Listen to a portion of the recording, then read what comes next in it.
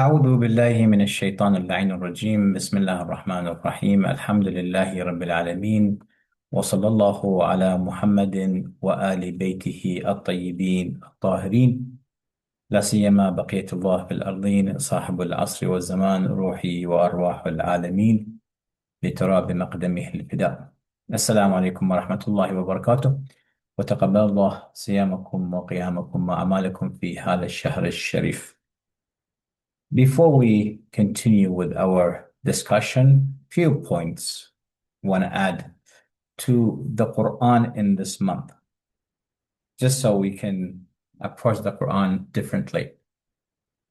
When we look at the Quran, guys, the Quran, if you pay attention, you find that the Quran is not a book of information, which is a mistake that we make.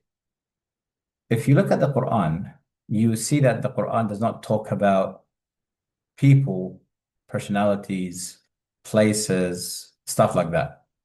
It hardly mentions anything. So, for example, take Fir'aun, one of the characters. Allah subhanahu wa ta'ala doesn't even mention the name of Fir'aun. Fir'aun is a nickname, is a title. He doesn't talk about his army. He doesn't talk about where he was. He doesn't give information about Fir'aun or Qarun or Haman or any of these characters. Rather, the Quran just mentions them very briefly. So it's not a book of information. So do not try to seek information in the Quran. Rather, what the Quran is a book of methodology, a book that tries to bring awareness. So when you approach the Quran, you should approach it in a way where you try to build your awareness. So, for example, when Allah subhanahu wa ta'ala talks about events, whether it's characters, whether it's for example, Fir'aun himself, you need to understand when you approach Fir'aun, you need to understand him as an archetype to extract examples and lessons and traits that you can learn yourself. What is so special about Fir'aun that Allah subhanahu wa ta'ala mentioned him in the Quran 60 times? What are the traits of Fir'aun? Or when he talks about the Battle of the Trench, for example, even though it was a very important, decisive battle in Islam, yet you see the Quran does not give it much importance in terms of details. It doesn't talk about the armies, number of the armies, or anything, but rather he dedicates about a page or 2 pages that deals with the battle itself, or about 30 or so verses out of the whole chapter. Because in this chapter, Allah subhanahu wa ta'ala tries to build an awareness. He tries to get you to become aware of the personalities that were there. Because what happens with the Quran is constantly, whatever is mentioned in the Quran repeats itself in every time, in every age. So you always have to ask yourself that the Quran wants me to be aware of something. So it tries to build your awareness. What is the Allah subhanahu wa ta'ala trying to tell me about Fir'aun? That still applies to my time. What is he trying to tell me about Abu Lahab, for example? That applies to my time. What is he trying to tell me about these battles that happened in Islam that Allah subhanahu wa ta'ala is trying to tell me? So the Quran seeks to create an awareness rather than give you information. Allah subhanahu wa ta'ala wants to transform your mindset. Allah subhanahu wa ta'ala wants to transform your behavior. That's what the Quran is all about. So when you read the Quran, look for a methodology, look for archetypes, look for ways where your mindset will change. Look for awareness in the Quran. How can the Quran bring awareness to my life? And this is how we should approach the Quran rather than anything else, not just looking for information, or we're trying to extract information out of the Quran itself. So this is something you guys need to keep in mind when reading for the Quran. Quran is a book of awareness rather than a book of information. Now, having said that, let's go back to our topic of the heroes of the era of the Imam alayhi salam. And we said, we began talking about the Khorasani, and we said there are 5 or 6 terminologies revolving around Khorasani that we need to keep in mind. So first thing we were talking about is the flags of the East. That's the first thing that we spoke about. I have some notes here. I wrote them down just so I don't have to forget. So when Allah subhanahu wa ta'ala, when the ahadith of the Ahlul Bayt alayhim salam, whether it's from Shia sources or from Sunni sources, and mind you, we have a lot from Sunni sources as well, which sometimes overrides our sources and becomes a fact. And me myself, I really cannot trust the sources of Al-Sunnah wal Jama'ah because of the fact that we don't know where they bring their ahadith from and how authentic they are. So we don't put too much emphasis on their ahadith. But sadly, some of the information that came from their books became standards in our narrative of Imam al-Mahdi salamullahi alayhi. So when we talk about the flags of the East, most of the narrations that deals with the flags of the East are actually narrations from Ahl Sunnah wal Jama'ah rather than from the Ahl Bayt alayhim salam, even though sometimes these narrations are narrated from Amir al-Mu'mineen salamullah alayhi, sometimes it's from Imam Sadiq salamullah alayhi. But again, because the fact that they exist in these books and these books have everything, we really cannot, take them with value. We can't give them too much value. So when we hear the flags of the East, Ahlul Mashriq, it could mean a number of things. It could mean Iran being the East. It could be Khorasan, again, that specific area that we spoke about last time. It could even be Iraq, because sometimes they refer to Iraq as the East. It could be generally the entire East, from Iran, from Iraq, Iran, all the way to China. All this area could be referred to as the East. So keep that in mind. The movement of the people of the East, based on the narrations of the Ahl Bayt, for example, I read this hadith for you. The hadith says, كأني بقوم يخرجون بالمشرق, which a hadith I have repeated for you a few times so far. It is as if I see people rising from the East. يطلبون الحق فلا يعطونه. They ask for their right and their right is not given to them. So we can tell that these people, or this movement, is actually a movement, a peaceful movement. It's not an army. It's not a movement that seeks to have war. It's just a peaceful movement, a group of people. They just want their rights, but their rights is not given to them. So what they do is then they take up arms and they want to fight for their right. But where is that located? Is it like Iraq, Iran, Khorasan, China? It doesn't really say. It's just people of the East. So it could mean any of these areas.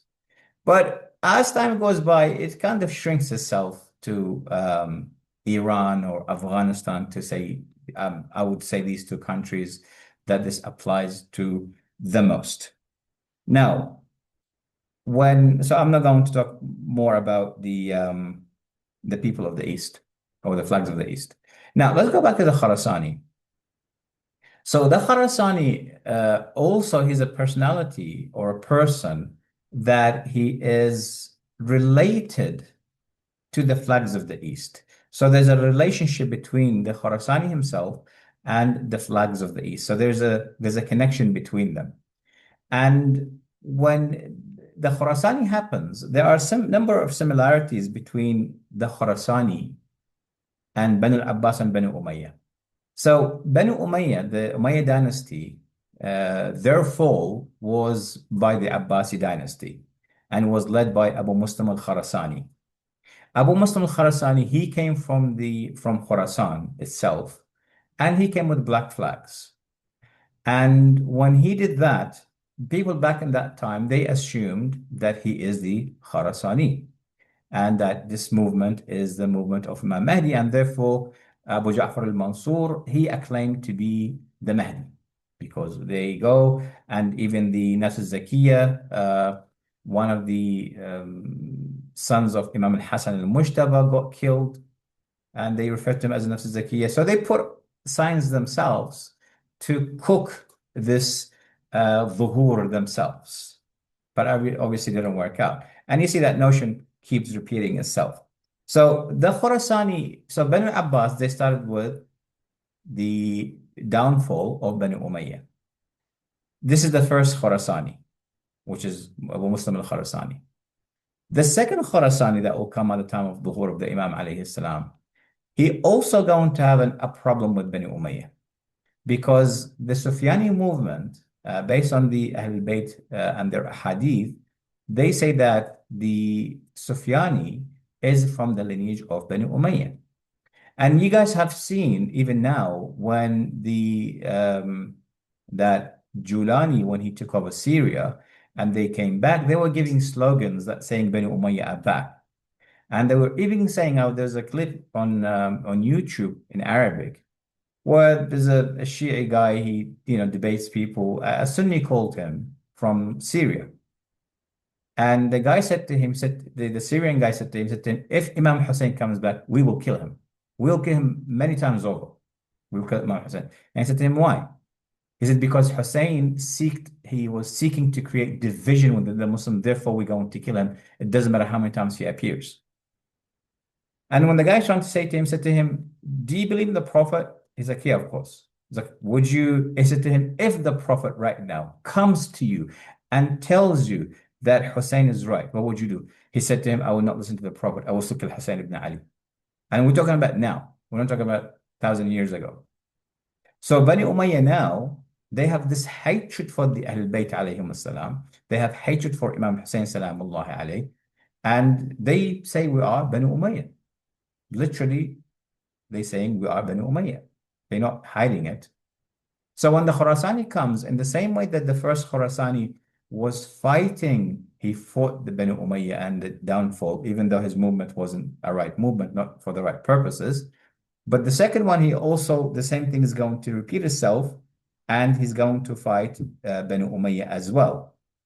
So it's a movement of Khorasani, a movement that goes against Bani Umayyah themselves. And the Khorasani, based on the narrations that we have, when he starts his war with the Khorasani, with the Sufyani, he will march, he will not stop. So there are two movements of Khorasani, one that will not stop until it reaches Ilya, until it reaches Palestine, and one that will stop with Kufa. Once they defeat the Sufyani in Kufa, they won't move any further. The hadith.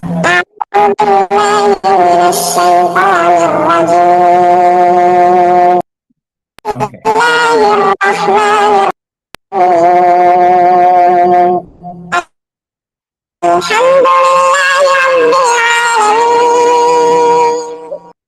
All right, so if I can get you guys to turn off the microphone, iPhone.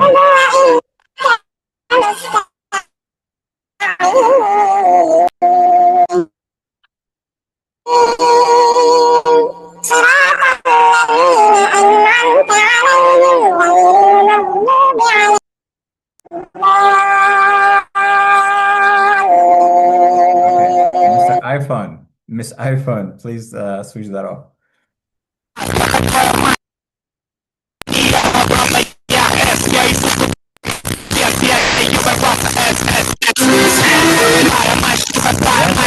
Or something? Sorry, but I have to remove you. Okay, that was cute. Okay, guys, so let's go back to the Khorasani. I think it was a mistake. It was an honest mistake. So the hadith says, and this is obviously this hadith is not from an Imam alayhi salam, okay? So the hadith says, تخرج رايات سود لبني العباس. Black flags for Bani al-Abbas will come out. ثم تخرج من خراسان أخرى. Then second flags from Khurasan will also come, and also Sud. It says قلاسنهم سود. Their helmets are black, ثيابهم بيض. Their clothes are white. على مقدمتهم رجل يقال له شعيب بن صالح. Leading the army, a person by the name of Shu'aib ibn Salih, which we will discuss later on.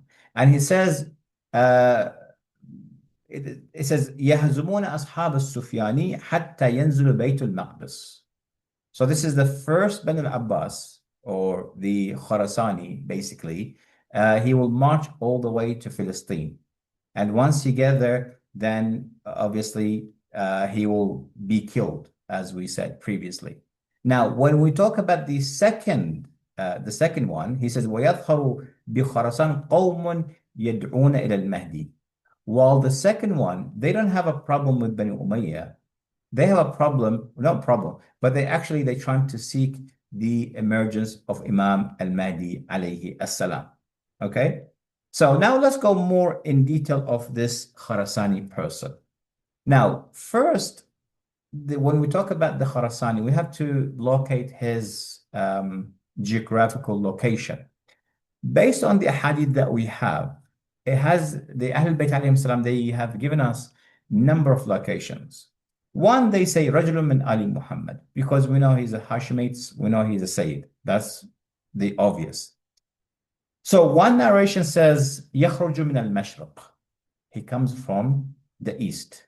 One says يخرج من خراسان, the land of Khorasani. Again, like I said, it includes the Afghanistan, parts of Iran, parts of Pakistan, Tajikistan, some of these areas. And Talakan also says, comes from Talakan. Talakan, we have two areas now called Talakan. One in Afghanistan and one in Iran. However, if you do a bit of more search and you actually go to the actual maps, the old maps, the actual mountains of Talakan that the Hadith talk about, they are actually situated in Afghanistan, not in Iran. The area in Iran, the mountainous area in Iran, which is very close to Tehran, it's actually called Talakan with a kaf, not a qaf. So it's got a different name. It's similar in name, but later on, I don't know why, but a lot of people, they tried to talk about this Talakan, which is in Iran, and they neglected the actual Talakan, which is in Afghanistan. There are a hadith that says he comes from Qom. There are a hadith that says he comes from Qazwin. There are a hadith that says he comes from the area of Daylam, which is the Kurds area. Now, so they are different locations. When we talk about his name, the name of Khorasani in the narrations, also the narrations give him different names. Once they call him Al-Khorasani. Once he's called Al-Hashimi. Once he's called Al-Hasani. Once he's called Al-Husayni. So now, and all of these names and all of these areas that I've mentioned, they are also related to the black flags. So there's a relationship between these names and these areas and the black flags. Now, are we talking about one person or multiple people? Now, if it's one person, then obviously the problem is solved. If it's different people, then these different people, we can tell that they all come out within the same time frame. They will be very close to each other, where one starts, the other continues. Or they could emerge all at the same time. And then they turn into one big army. That's if we want to do this when we try not to throw out any narrations, when we're trying to make come up with put all the narrations together and come up with a conclusion without having to reject any of the narrations. We could say, well, it could be one person, or it could be different people, multiple people coming from multiple locations, but at least they are within the same time frame. So Al-Khorasani himself, this person, he comes obviously from Khurasan. That's why, hence the name Khorasani, if we're talking about this person. And like I said, the narrations itself, it does not really give too much about this Khorasani. Like the hadith says, for example, the hadith says, خروج الثلاثة, the emergence of the three, Al-Khorasani, Al-Sufyani, and Al-Yamani. And this hadith is kind of repeats itself many times by the Ahl Bayt alayhim salam. They keep repeating this name. that Khorasani, Khorasani, Khorasani. But there is not much of details about who this person is. But one thing that we know is that he is the one that will pave the way for Imam al-Mahdi alayhi salam. A hadith from Imam al-Sadiq salamullah alayhi, he's talking to one of his companions, says to him, Ya Aba Muhammad, inna ahlu baytun la nuwaqqat. We, the household of the Ahl Bayt, we do not give timings. We do not time. And then he said, كذب الوقاتون. Those who give timings are liars. يا بقى محمد إن قدام هذا الأمر علامات. There are number of signs before the emergence of the Imam عليه السلام.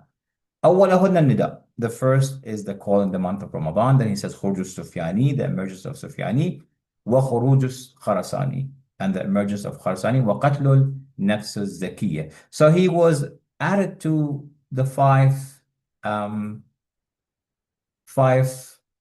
wouldn't say definite. They are all definite except the Khorasani himself. The Khorasani is not a definite sign.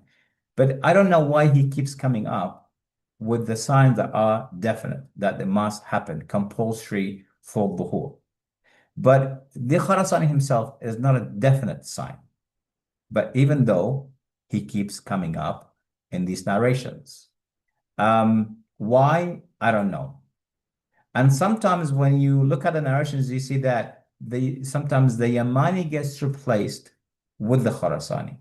Now, did they tamper with the narrations, the Banu Abbas, so they can make it fit their own agenda to say, well, yeah, he's one of us, and us, we are the Khorasani? We don't know. So the name Khorasani keeps coming up with the signs without any details. Now, why the Ahl Bayt Salamullah alayhim left him like this, I have no idea. Now, when we look at the traits of the Khorasani, who the Khorasani is, we have a hadith, even though it's not a Shia hadith. It says that the Khorasani himself, يَخْرُجُ شَابٌ مِّن بَنِي هَاشِمٍ, a youth from the family of the Prophet sallallahu alayhi wa sallam, Banu Hashim, بِكَفِّهِ الْيُمْنَى خَالٍ, in his right hand, there's a khal. Now, khal in Arabic could mean two things. Khal, one is a mole. When you have a mole in Arabic called khal. Two, it could mean a flag.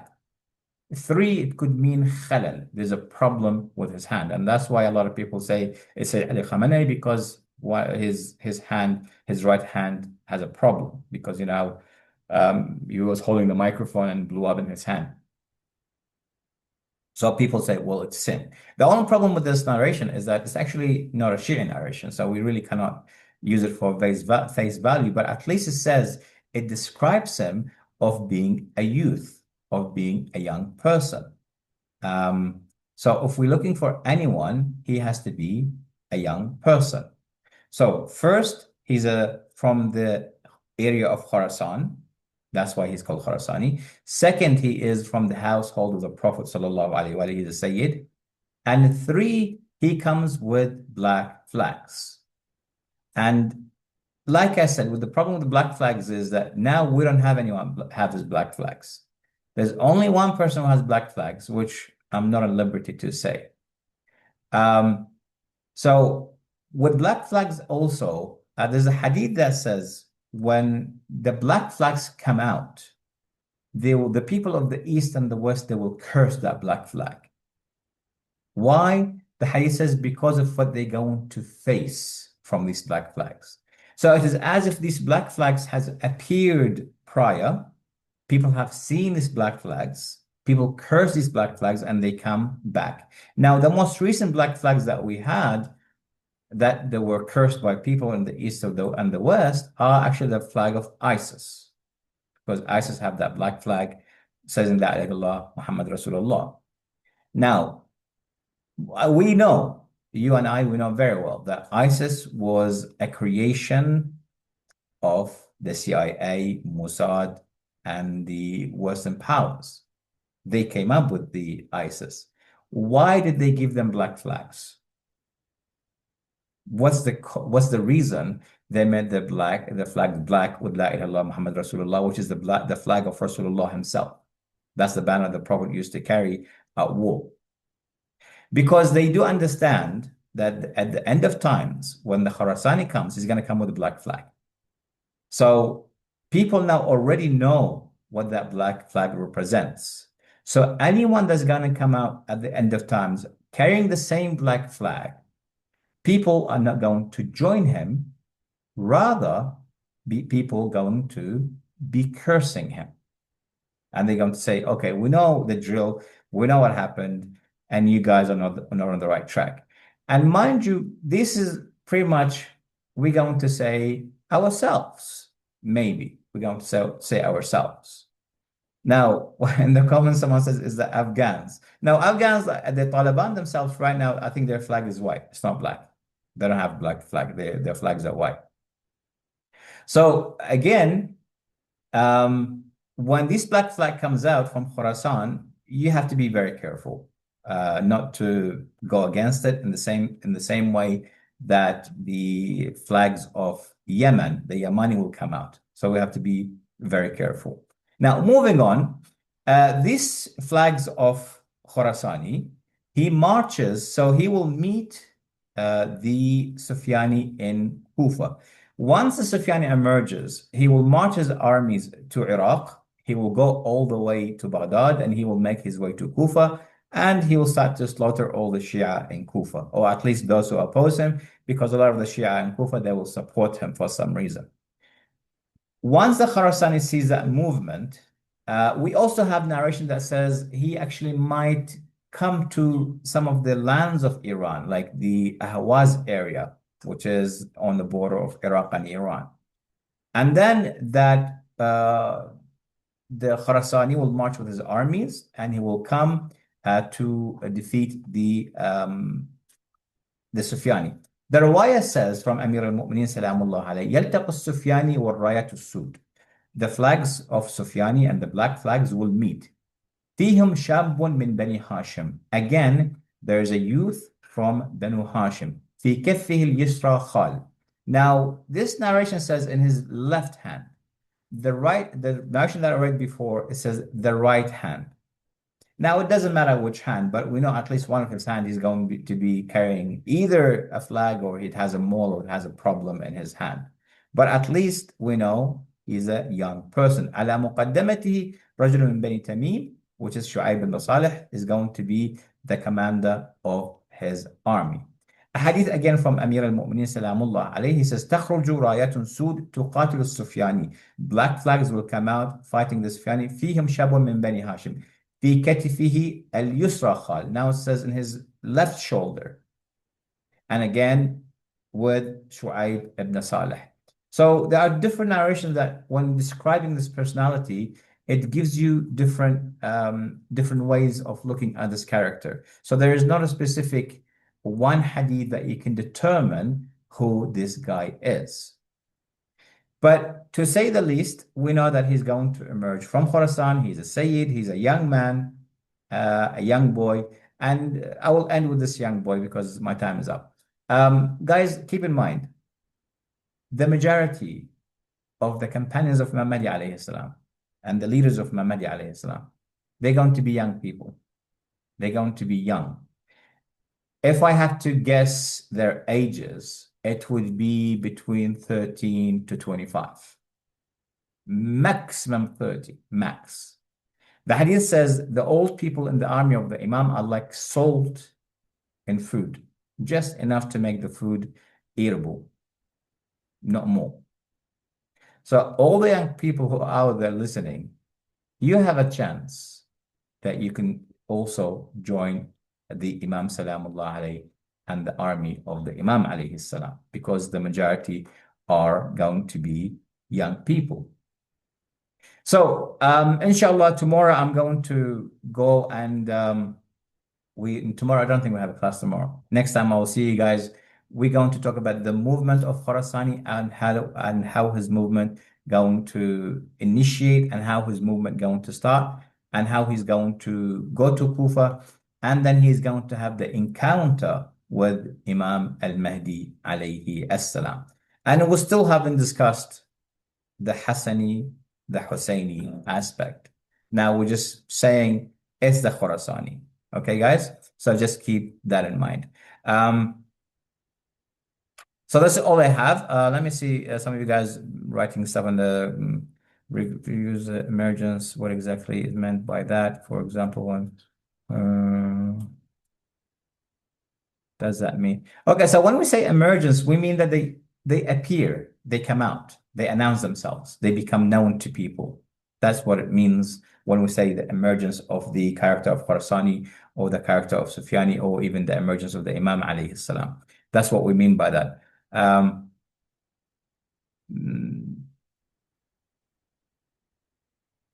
Now, whether they're going to be known beforehand or not, that's a 50-50.